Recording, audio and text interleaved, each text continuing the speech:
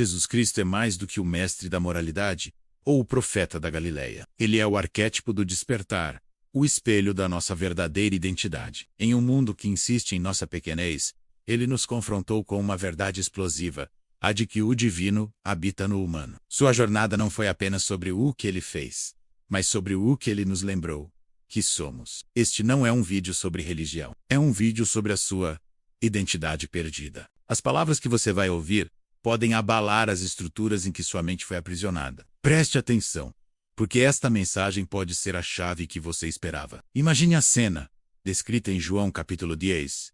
Jesus está parado, sem armas, sem exército, sem os muros de um templo para protegê-lo. Diante dele não há discípulos, mas uma multidão furiosa. Ele representa a pura consciência desperta, vulnerável e ao mesmo tempo inabalável. E então, como o versículo 31 relata, eles pegam em pedras, prontos para executá-lo. A tensão é máxima. O sistema, representado por aquela multidão, prepara-se para aniquilar a luz. No meio do caos, Jesus faz uma pergunta que desarma a lógica da violência. Em uma paráfrase fiel ao versículo 32, ele questiona: Eu mostrei a vocês tantas boas obras vindas do Pai. Por qual delas vocês querem me apedrejar? A resposta deles, no versículo 33, é a acusação que ecoa através dos séculos. A mesma que ainda hoje tenta nos manter pequenos. Não é por nenhuma boa obra que te apedrejamos, mas por blasfêmia. Porque sendo tu um simples homem, te fazes Deus. Aqui começa a batalha eterna. De um lado, o ser humano que despertou para sua divindade interior. Do outro, o sistema que precisa apagar essa memória a qualquer custo. É neste ponto que o impossível acontece. Em vez de se defender ou recuar, Jesus usa a própria arma do sistema contra ele. Ele não argumenta com filosofia, mas com a escritura que eles tanto diziam honrar. Sua resposta em João 10:34 é uma bomba atômica espiritual. Não está escrito na vossa própria lei. Eu disse, sois deuses. Ele está citando diretamente o Salmo 82, versículo 6, um texto que estava ali, em domínio público, o tempo todo.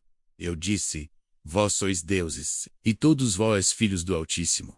Essa frase não é simbólica, não é uma metáfora poética, é uma declaração de identidade radical. E Jesus a empunha como uma espada de luz. Na visão gnóstica, este é o momento em que ele ativa nossa memória espiritual coletiva. É a senha esquecida da humanidade, a verdade que foi enterrada sob camadas de doutrina, medo e controle. Ele não está se defendendo, mas sim nos lembrando de quem somos. E para garantir que ninguém distorça a mensagem, Jesus continua, como lemos em João 10:35. Em uma paráfrase, ele diz: se a própria Escritura, que não pode ser anulada, chamou de deuses aqueles a quem a palavra de Deus foi dirigida. Preste atenção, pois aqui está a chave oculta, o secog que destrava tudo. Se a Escritura, que para eles era infalível, chama seres humanos de deuses, e se a Escritura não pode ser quebrada, então a afirmação do potencial divino no ser humano não é blasfêmia, é herança, é o nosso direito de nascença. Esta lógica simples destrói por completo qualquer narrativa de limitação,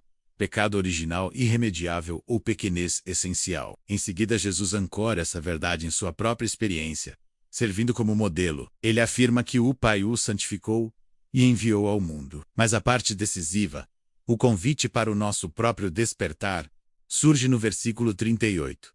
Em paráfrase, ele diz: mesmo que não creiam em mim, creiam ao menos nas obras, para que saibam e compreendam que o Pai está em mim, e eu no Pai. Na órbita do pensamento gnóstico e esotérico, essa declaração não é sobre exclusividade, mas sobre ser um arquétipo. É o retrato do que acontece com qualquer ser humano quando ele desperta. Essa união, o Pai em mim e eu no Pai, descreve a fusão entre o divino que habita em nosso interior e o divino absoluto do universo. É aqui que a teologia tradicional se afasta do entendimento esotérico, pois os gnósticos veem essa frase como um espelho. O que Jesus manifestou não é um privilégio único, mas o destino potencial de toda a consciência humana. Ele é o protótipo, o irmão mais velho que mostra o caminho. A centelha divina que ele encarnou e manifestou é a mesma centelha que o Salmo 82.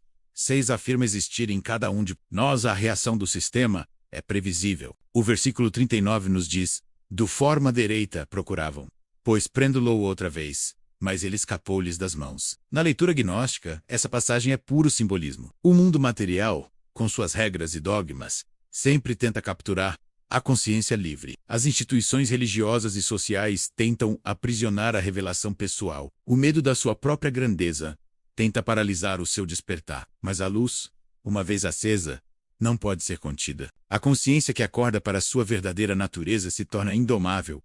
Ela escapa de todas as prisões. Agora, vamos conectar os pontos que foram espalhados pela Bíblia, escondidos à vista de todos. Comece com o Salmo 82, 6. Sois deuses. Em seguida, João 10:34, onde Jesus confirma: está escrito. Logo depois, João 10:35, onde ele reforça: e a Escritura não pode ser anulada. Some a isso João 10:38.